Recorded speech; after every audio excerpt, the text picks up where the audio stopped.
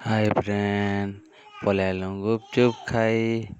गुपचुप खाइलु पानी वाला, तारपरे खाइलु दही वाला गुपचुप। गुपचुप खाई सारा परे पलायलु आमे चूड़ी घिनी आमर मैडमकर लगी। चूड़ी 200 घिनले।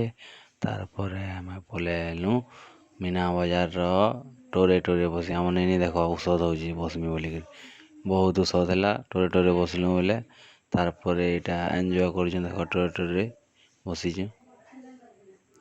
टोरे टोरे बसी सारा पर आम पलायलु छोले भटूरा खाई।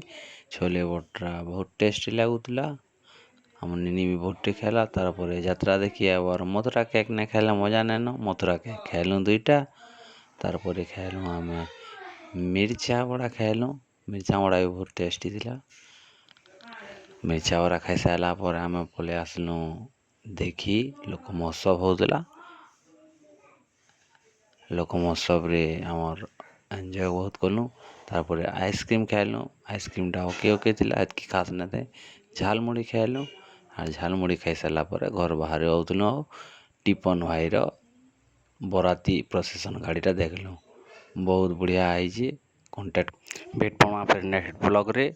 Bye friends.